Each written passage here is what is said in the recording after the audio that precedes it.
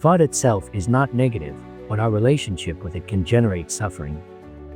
When the mind is overwhelmed with conflicting thoughts, we lose our clarity and direction. It is when we free ourselves from excessive identification with the internal dialogue that life gains more color and meaning. True freedom is not in satisfying all the ego's desires, but in our actions guided by reason. Hello, I'm Ruby and Oliver, and today I have the honor of welcoming two of the greatest spiritual masters of all time, Jiddu Krishnamurti and Aristotle. I am truly excited to have these two brilliant minds here to share their profound teachings on a topic that affects each of us, the relationship between thought and suffering. In today's episode of 10 Ancient Lessons, we will dive into one of the most fundamental questions of human existence. When we are thinking, are we actually suffering? This is a perspective that Krishnamurti and Aristotle explore deeply, each in their own way. You will discover how our thoughts shape our reality, why the restless mind can be a source of suffering, and, more importantly, how we can find true freedom through a deep understanding of our mental nature. We will explore the power of inner silence, the art of observation without judgment, and the path to a fuller and more conscious life. Prepare for a transformative journey that will change your perspective on your own thoughts, emotions, and the nature of human consciousness. Let's start with a fundamental question that touches the essence of our being. Krishnamurti, if the voice in our head is not who we really are, then who is the I that observes these thoughts? Rubian, that is a profound question that deserves a careful explanation. The I that observes our thoughts is a much deeper presence, a consciousness that goes beyond all the noise and internal voices that inhabit our mind. This consciousness does not engage with narratives, criticisms, or reflections. It simply observes, without identifying with what arises. Imagine a serene lake reflecting the trees and sky around it. The pure water does not confuse itself with the images it sees, it reflects them but remains unchanged by them. Similarly, this part of us that observes is a space of quietude and serenity, not influenced by the variations of the mind. When we identify with the voice in our head, we lose that connection to our essence. It's like being so engrossed in a story that we forget we are the spectator and not the characters.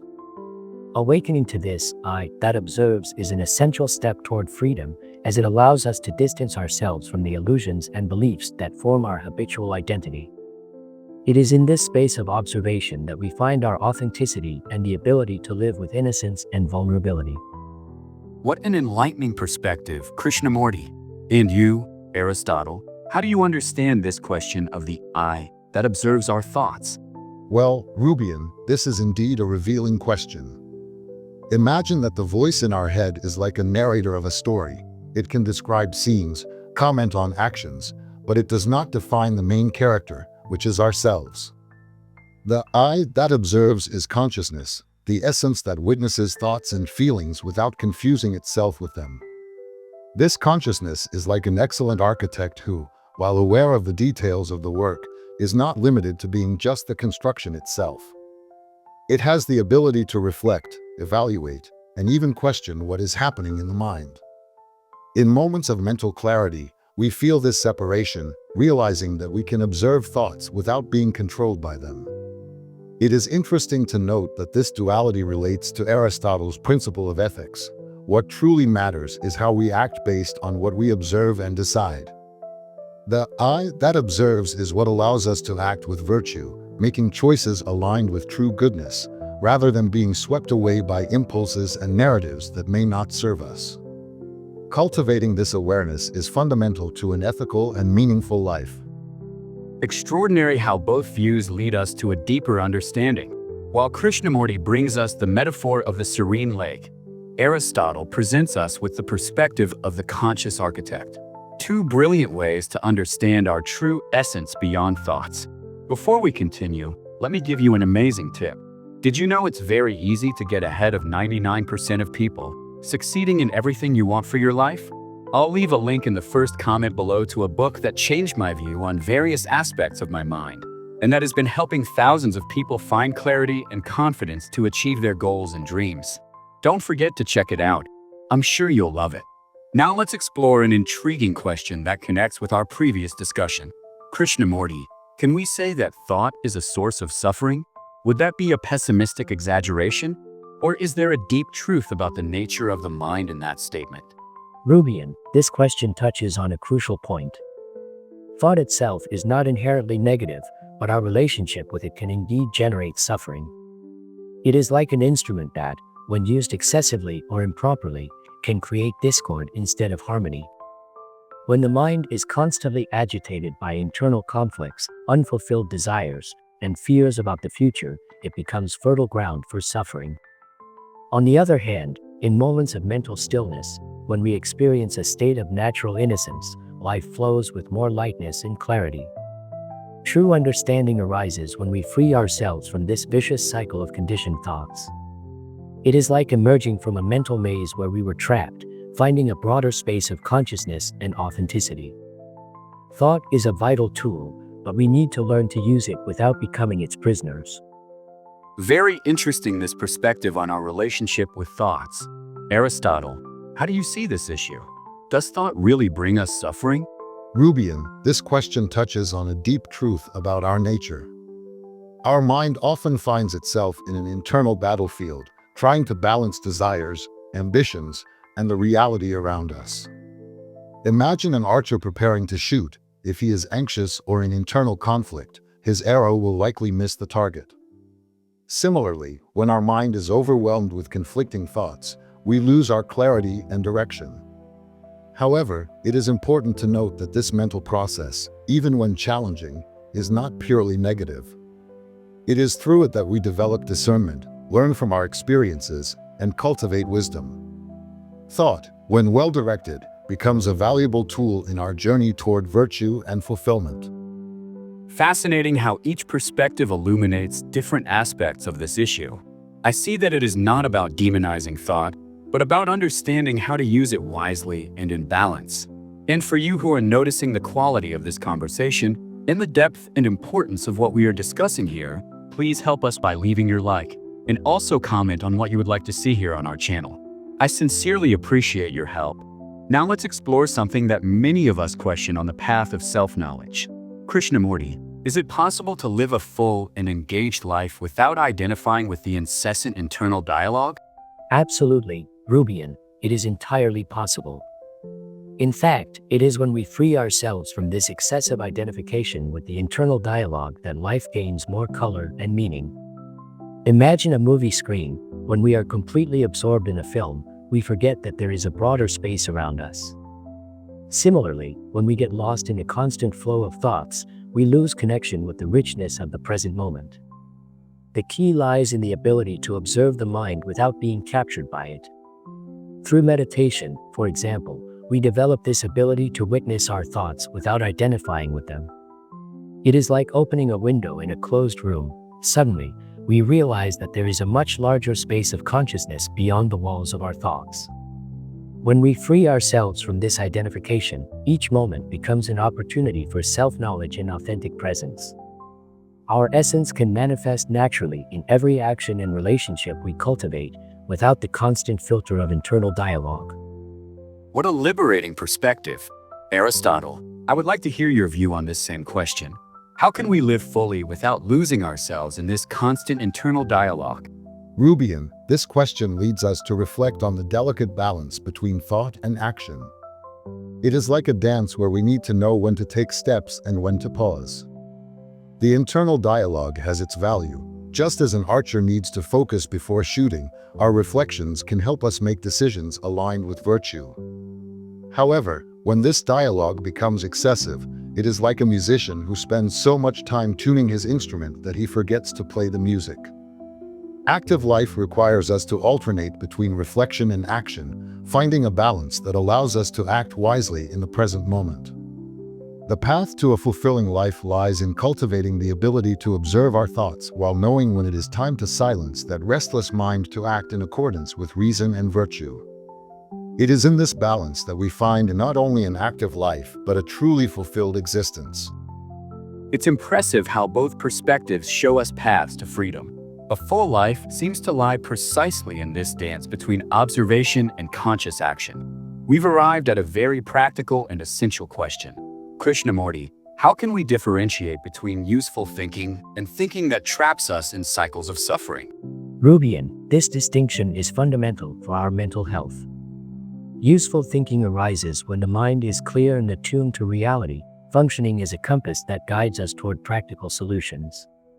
It's like building a bridge. Each useful idea brings us closer to our goal, connecting points and creating paths. On the other hand, trapping thought is like a carousel in perpetual motion. It spins and spins but never gets anywhere.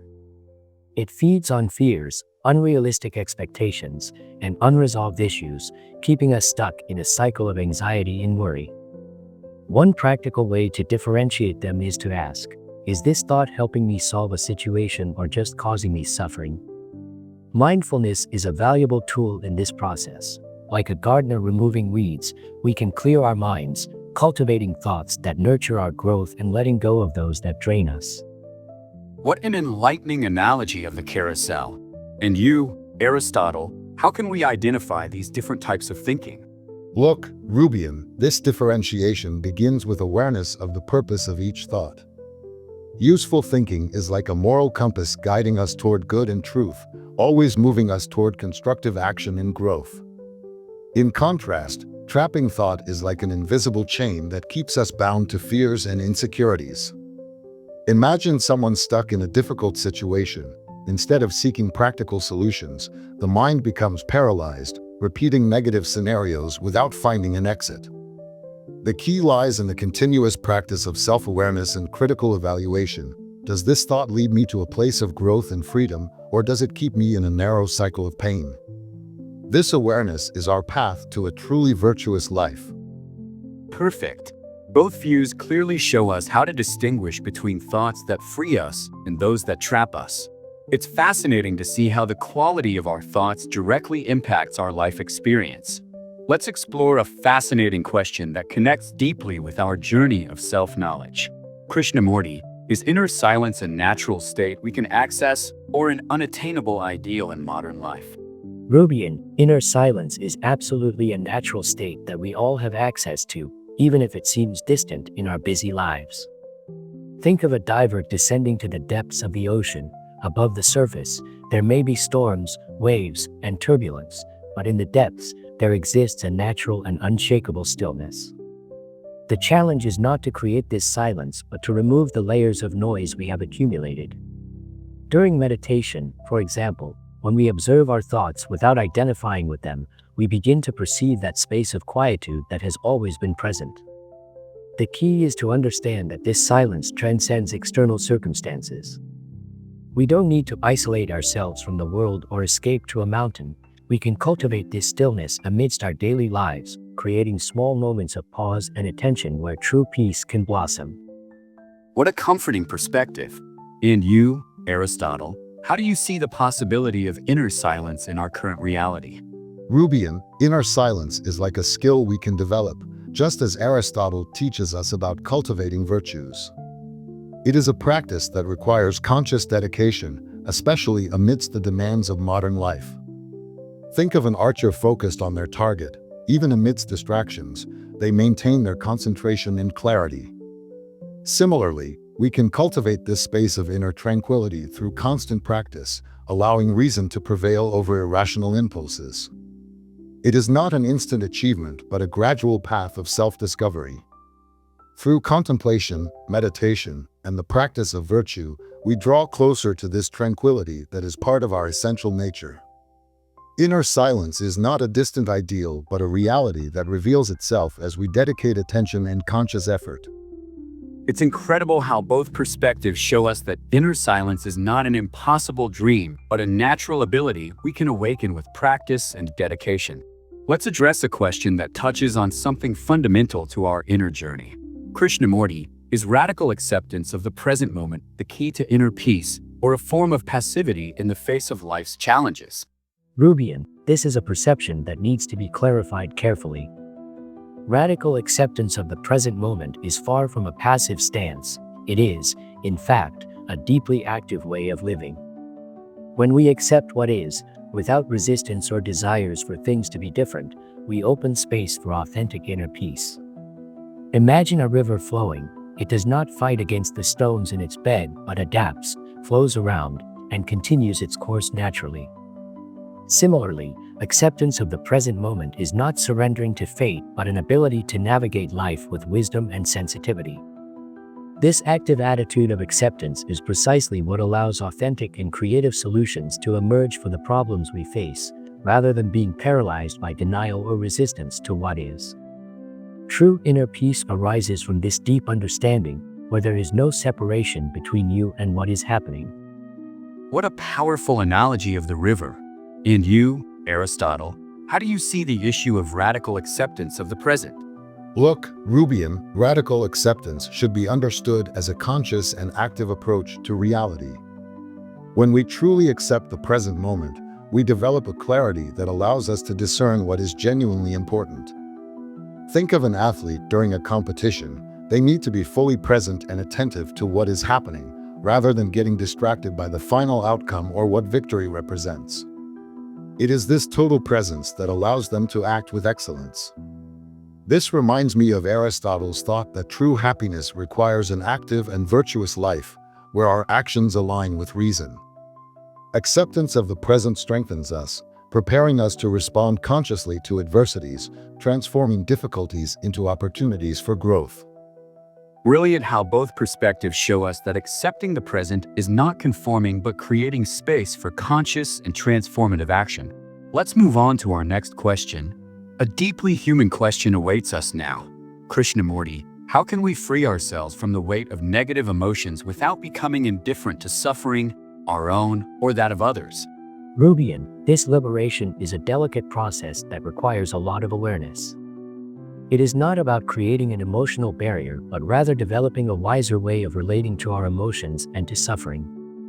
When we practice meditation, for example, we are not trying to eliminate thoughts or emotions, we are creating a space of conscious observation.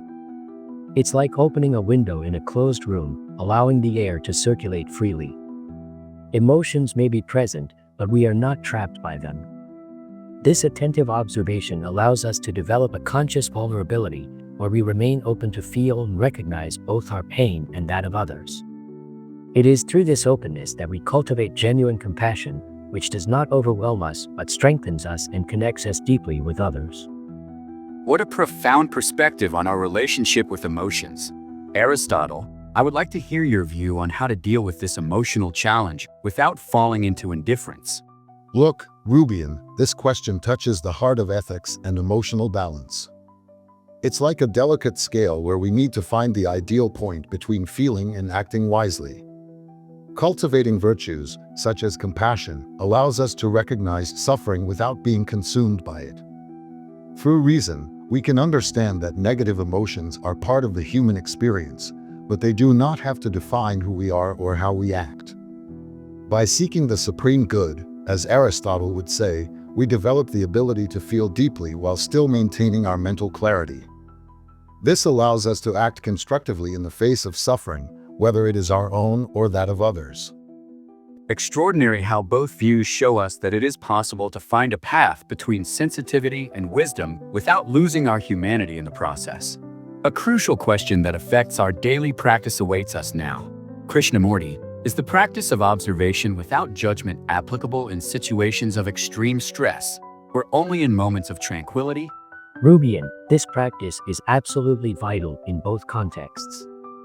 Particularly in extreme stress situations, when the mind tends to react automatically, this skill becomes even more valuable.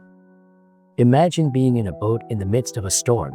If you let yourself be carried away by the waves, you will quickly lose yourself in their chaotic energy. But if you can observe the storm as part of what is happening, without judgment, you will find the freedom to maneuver more skillfully. It is clear that moments of tranquility are ideal for cultivating this practice.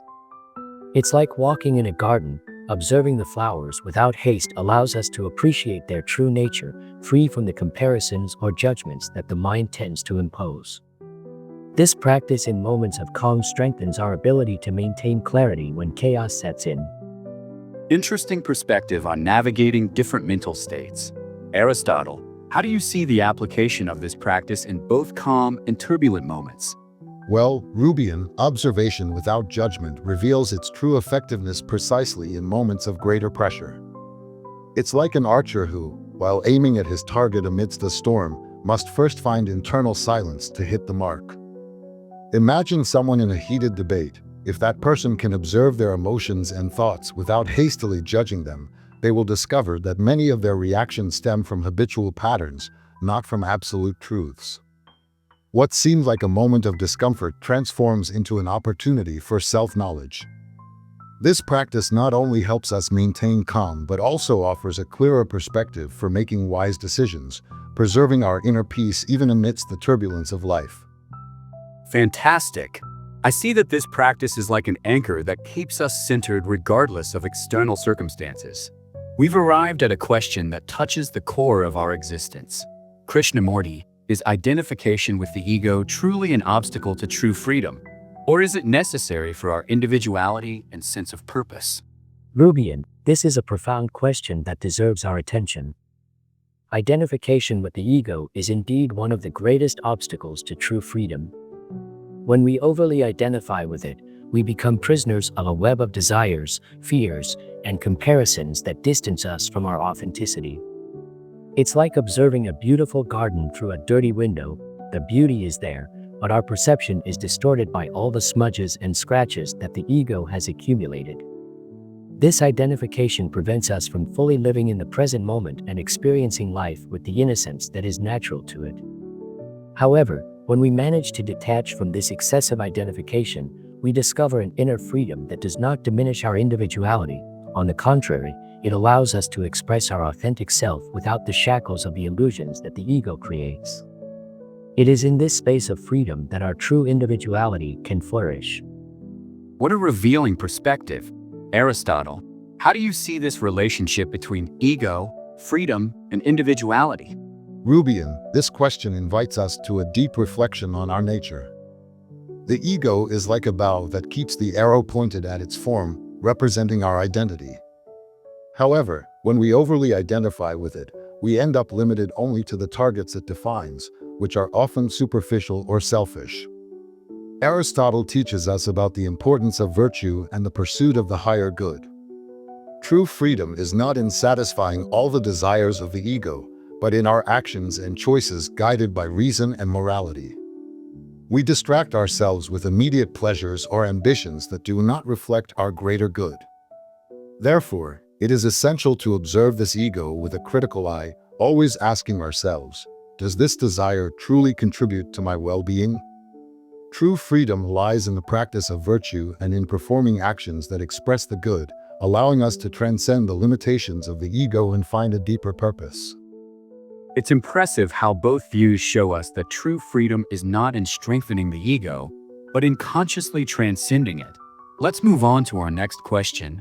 We've arrived at a fundamental question about our personal journey. Krishnamurti, if freedom is a state of being and not a destination, how can we cultivate it amidst the responsibilities and demands of daily life? Rubian, it's interesting to note that many people seek freedom as if it were a distant goal, when in fact it is available in every present moment. It is an internal quality that we can develop even amidst our daily obligations.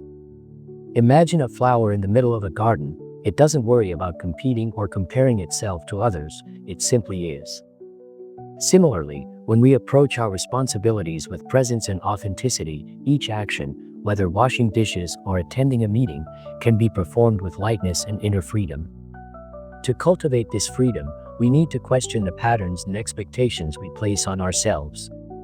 Often, we follow routines out of inertia, without reflecting on whether they truly serve us. Through small pauses for reflection and moments of quiet, we can reconnect with our essence and act with greater clarity, no matter what responsibilities surround us. What a liberating perspective. Aristotle, how do you see this possibility of cultivating freedom amidst daily demands? Look, Rubian, freedom is something that manifests in the very way we perceive and act in the world. It is not something external that we need to achieve, but a quality that we can cultivate in every choice we make. Think of a musician who masters their instrument. Even while following the sheet music, they find space for their unique expression. In the same way, We can exercise our freedom even amidst obligations, making conscious pauses and reflecting on the intention behind our actions. The secret lies in developing a sense of purpose and virtue in what we do. When our actions align with our deepest principles, even seemingly limiting tasks transform into expressions of our free will. It is through this awareness that we find a freedom that transcends external circumstances. Fascinating how both perspectives show us that freedom is not in the absence of responsibilities, but in how we approach them. Wow, what an incredible conversation we've had today. Before we wrap up, I want to immensely thank Krishnamurti and Aristotle for sharing such profound insights with us about the relationship between thought and suffering. Your perspectives have brought a new light on how we can live with more freedom and awareness. We talked about how thought itself is not negative, but our relationship with it can generate suffering, and how we can find a healthy balance between reflection and action. We discovered that inner silence is a natural state that we can all access, and that true freedom comes from our ability to observe without judgment. It would be amazing to have you both here again to continue these important reflections. Your presence has brought a unique depth to our conversation. And you watching, don't forget to check out the other 2 videos that appear now on your screen. Just click on any of the images to watch. If you enjoyed this content and want to keep receiving deep reflections like these, don't forget to subscribe to the channel. Here we always bring relevant topics that help us live with more wisdom and awareness. Thank you for watching until now, and I wish you to be free from everything that takes away your peace.